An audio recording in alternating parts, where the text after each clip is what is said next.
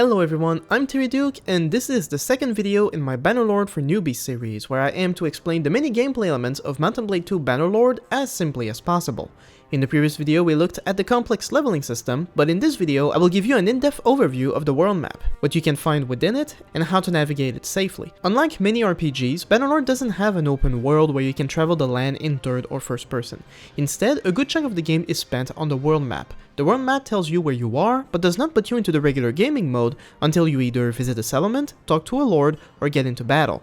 So having a good understanding of the world map, how it works, and how to navigate it safely is essential to playing the game effectively. So as part of the video, we're going to look at every group that can be encountered on the map, how traveling speed works, as well as the type of settlements and what you can get from them. So, Bannerlord takes place in the fictional continent of Calradia. Within this continent are 8 kingdoms, each with their own lands, which include villages, castles, and towns. You can easily tell kingdoms apart from the color of the flags next to the settlements. As you explore the world map, you will come across all kinds of people, but mainly they can be divided into 3 groups: civilians, bandits, and lords. Civilians are either groups of villagers or caravans. Villagers only leave their villages to go sell their products at the nearest town. Caravans, however, travel the entire land, going from town to town to buy and sell stuff. If you talk to Caravan, you can offer to trade with them or ask them for tips on good trading spots. Caravans can have decent stuff too, but nothing you won't find by just going into towns. Either way, neither groups are aggressive and will never attack you or talk to you if you don't approach them yourself. So the main reason anyone might have to interact with either groups, honestly, is to attack and rob them.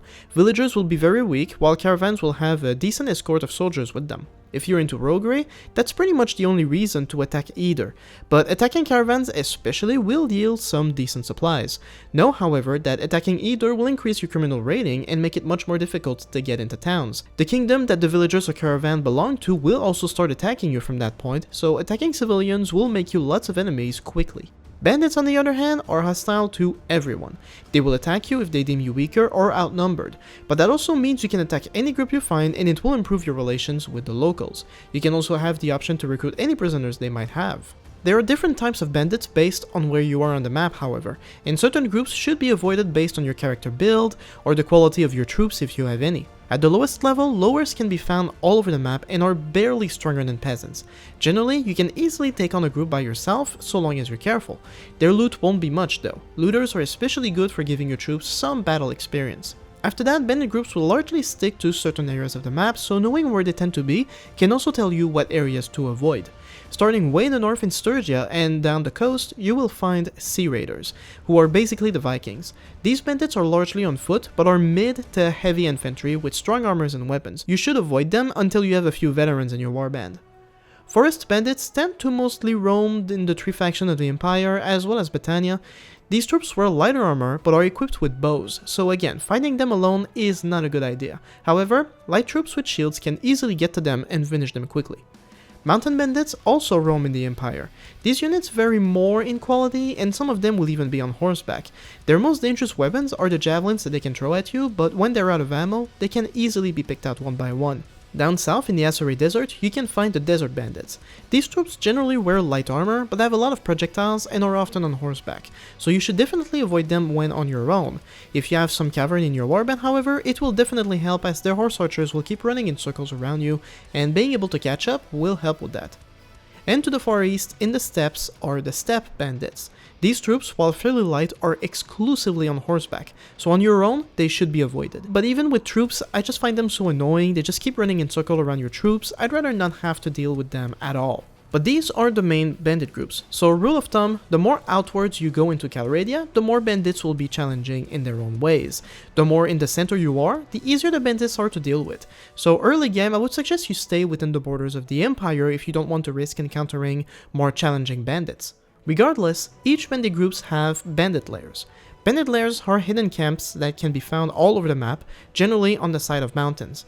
Lairs are generally well garrisoned, but they all function the same. When you find one, you can get to it, then the game will make you wait till midnight to attack. With a small group of your own troops, you will charge through the bandit camp, attacking small groups of bandits one at a time as they are unaware of your presence.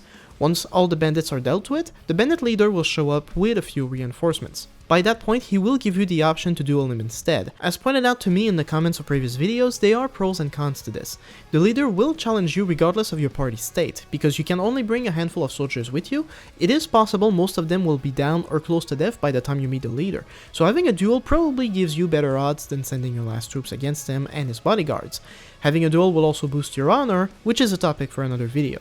However, you're also free to send your troops on him and his guards if you yourself are badly injured. Either way, when you win, a couple of things happen. Firstly, you'll get some loot, and if there were prisoners in the bandit lair, you can recruit them to your own party. Secondly, the lair will disappear and for a while the number of bandit groups in the area will go down. And thirdly, you will gain relation with nearby notables from villages. So attacking bandits either on the road or in their lairs is a good way in early game to get gear, money, and experience. And that leaves us with Lord parties. These are lords belonging to the factions of Calradia who raise their own warband, patrol their lands, and get into battles with one another. Because of that, they are arguably the most dangerous groups in Calradia, as their troops are soldiers, many of them elite. But they will only ever attack you if you provoke their factions or are at war with them. If you're going to attack one unprovoked though, make sure you have a large warband of strong experienced soldiers. It will be a risky maneuver, but you can also get lots of good loot as well as prisoners from such battles. Keep in mind, however, that this will affect your reputation as well as make you a criminal with the Lord's faction, so I would advise against that. In early game, however, Lords can be a good source of quests. If you ever see a Lord with a blue exclamation point, that means they have a quest for you. So these are all of the groups that roam the land. Regardless of the group though, you may find yourself often chasing a weaker group of enemies or running away from a bigger one. So one of the most crucial factors in traveling the world map is your party speed, which will determine whether you can catch up to a smaller group or escape from a bigger one. You can observe your party speed at the bottom of the screen to see everything that affects it right here. But generally, party speed is affected by the terrain, the time of day, the number of troops and horses in your warband, your inventory capacity, and disorganization. Traveling around mountains or forests especially will slow you down as the terrain is uneven. In contrast, traveling on roads will be optimized. Traveling at night will reduce vision, so your party will travel slower. There are perks, however, that will help you improve your speed in those situations, but that doesn't come until you level them up over time. The fewer soldiers you have, the faster you can move, so large armies and parties tend to be slow and easy to avoid, especially if your own soldiers have horses. Infantry can be mounted on spare horses to increase speed as well, which is done automatically. You also have a maximum carrying capacity in your inventory that is affected by how many soldiers and horses you have to carry everything. If you exceed the limit, the party will be overburdened and consequently slow down. Wounded troops will not carry things either, so sometimes you may have to wait for troops to heal to get more capacity. It can also happen that an enemy group chases you and the only way to escape is by dropping items. Another crucial impact, although brief, is the post-battle disorganization state, shown by the red icon next to your party. After every fight, there will be a brief period where your troops are disorganized, and this will drastically slow you down, but only for a short amount of time. It is well worth taking this into consideration before going into battle. If another enemy party isn't far behind and you barely win the current fight, you may not be able to escape in time. But anyway, this is how you navigate the world map. Next up are the settlements. In Bannerlord, there are 3 types of settlements: villages, castles, and towns. Let's take a look at each of them. Villages are the most common settlements. Besides visiting them to look at the beautiful scenery though, things to do in villages are minimal. Mainly, villages are the main source of recruits for your army. In every village, you have the option to recruit, and troops of varying quality will be offered by the village leaders. Village leaders can be found in every village. They are landowners predominantly and will often have quests for the player, such as bringing them tools or solving disputes with other villages. Completing quests will improve relations with them, which in turn will unlock some recruiting slots. Other than that, it is possible to trade with villages, but options are limited. Typically, you will see an icon next to the village that indicates what kind of goods are produced there. So while options are limited, it is cheaper to buy things in villages than in towns. And finally, you can take hostile actions, such as forcing the villages to give you supplies, or recruit men by force, or even raid the village altogether. Unlike towns and castles, villages don't have walls or a garrison, so you can sweep in, raid the village, and steal all of their stuff. This is again very profitable, but increases your criminal rating and lowers your honor. When it comes to castles, there really isn't much to them. Broadly speaking, they serve as defenses against invading armies, but that's it. Currently, there are no options to recruit troops or do any kind of trading in castles. You may find lords in the keep. You can talk to lords and get quests, similar to if you meet them on the road. However, by and large, castles offer nothing valuable to solo adventurers. Towns, though, is where a lot goes on. There are arenas where you can spar in melee fights or occasionally join tournaments where you can bet money on yourself and win items. You can go to the tavern to ransom your prisoners, as well as meet companions to recruit them. You will be able to find almost anything in the market, from horses and food to armors and weapons. Each town also has a smithy to forge weapons, though again, smithing will be its own video. And much like villages, towns have local leaders, typically merchants and gang leaders, each with their own quests, as well as a pool of recruits. Although towns generally offer more troops than villages, these recruits are typically of lower quality. It is also possible to buy merchants' businesses, as well as forming caravans. Although expensive, this is the first step to becoming a successful merchant. Other than that, there is still a keep for lords to hang out in, and you can talk to the locals to learn about rumors. And recently, the game added the feature of taking out gangs, but that's for another video as well. Towns generally have the largest garrisons, so in late game they are the most difficult settlements to capture. But anywho, that's the world map in Bannerlord. So far we've covered this, as well as the skill tree.